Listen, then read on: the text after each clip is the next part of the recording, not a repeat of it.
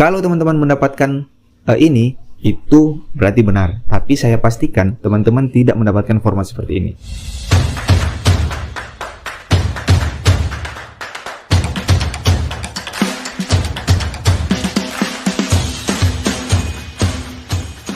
Halo sahabat YouTube, salam cerdas. Nah, kembali lagi di channel YouTube saya. Saya doakan teman-teman semua yang masuk channel ini selalu diberikan kesehatan. Amin.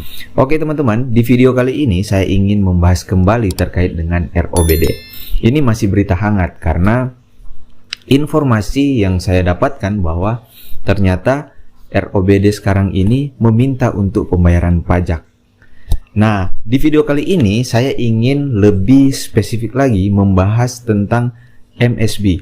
Karena rata-rata saat ini teman-teman itu ketika mendengar platform penghasil uang terdaftar di MSB, mereka mengatakan bahwa oh ini sudah legal. Padahal mereka tidak tahu apa sebenarnya tugas dan fungsi dari MSB tersebut. Nah, kalau teman-teman memperhatikan dari website MSB yang katanya ROBD Global sudah terdaftar, sebenarnya di video saya sebelumnya saya sudah memberikan ya perbedaan mana Robinhood yang asli dan mana yang palsu. Nah, oke teman-teman, kita kembali membuka tentang MSB. Nah, ketika teman-teman melihat tentang MSB ini, di sini ada disclaimer tentang MSB. Teman-teman lihat di bawah ya, ada the inclusion. Tapi saya sudah coba untuk terjemahkan di Google Translate. Untuk pengertiannya, teman-teman bisa lihat ini pengertian dari disclaimer MSB. Jadi, dimasukkannya bisnis di halaman web pencarian pendaftaran MSB bukan rekomendasi, sertifikasi legitimasi, atau dukungan bisnis oleh lembaga pemerintah manapun. Jadi, sebenarnya ketika saya coba melihat literatur yang ada, ternyata MSB ini sama halnya dengan PSE yang saat ini ada di Indonesia. Jadi aturan terbaru bahwa semua aplikasi yang dikategorikan penyelenggara sistem elektronik harus terdaftar di PSE. Nah, ternyata PSE ini merujuk ke Amerika juga. Karena Amerika sudah ada yang namanya MSB. Jadi mau dia bisnis itu legal atau tidak, semua harus terdaftar. Karena disitulah database dari negara tersebut melihat bahwa oh ternyata ada sebanyak ini aplikasi-aplikasi yang ada di negara kita. Begitu juga yang ada di Indonesia dan juga yang ada di Amerika. Dan yang ada di Amerika itu adalah MSB.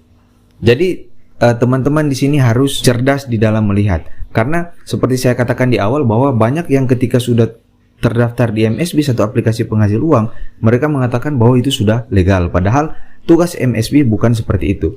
Nah, sebenarnya regulator Amerika itu apa sih? Nah, saya mendapatkan 3 regulator yang ada di Amerika Serikat. Nah, kalau teman-teman melihat di sini ada yang namanya Komisi Sekuritas dan Bursa Amerika Serikat. Ini salah satu regulator yang ada di Amerika Serikat. Ada yang kedua adalah American Stock Exchange. Dan yang ketiga adalah Organisasi Regulator Mandiri. Nah, harusnya ROBD dan Redford tentunya harusnya terdaftar di paling tidak salah satu dari 3 regulator yang ada di Amerika Serikat. Nah, tapi sampai saat ini kan tidak. Redford sendiri itu hanya terdaftar katanya di MSB. Itu pun bukan Redford yang saat ini kalian mainkan. Redford sebentar lagi itu pasti scam karena mengikuti sahabatnya ROBD. Nah, oke teman-teman. Terkait dengan pajak yang dikeluarkan oleh ROBD, agar mendapatkan rabat 300% harus membayar pajak. Di dalam peraturan Amerika Serikat, karena kan dibilang bahwa ROBD dari Amerika Serikat. Nah, peraturan Amerika Serikat harus memiliki format yang bernama W8BEN. Nah, ini formatnya teman-teman. Teman-teman bisa perhatikan. Nah, pertanyaan saya, apakah di grup ROBD saat ini sudah ada format seperti ini? Dan format seperti ini hanya bisa dikeluarkan oleh tim pajak yang ada di Amerika Serikat jika perusahaan atau aplikasinya itu adalah aplikasi legal, bukan ilegal teman-teman.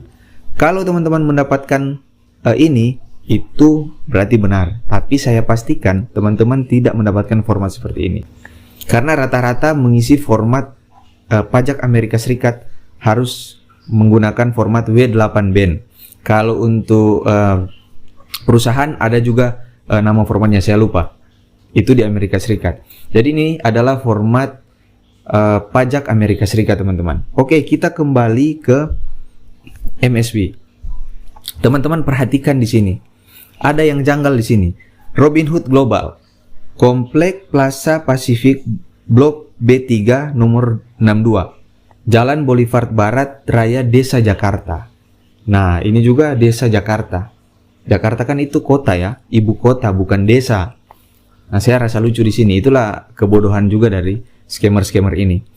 Nah, di sini dikatakan bahwa alamat ROBD itu adalah Jakarta, berarti Indonesia. Jadi aplikasi ini berarti bukan dari luar negeri, bukan dari Amerika, tapi penipu-penipunya ini ada di Indonesia sendiri. Nah, ini yang teman-teman harus hati-hati. Jadi MSB sendiri itu bukan regulator, itu yang harus saya tekankan.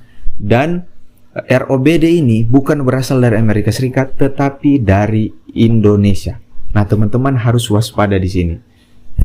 Artinya, Redforce juga bukan berasal dari Amerika Serikat, tapi Redforce yang saat ini kalian mainkan itu berasal dari Indonesia.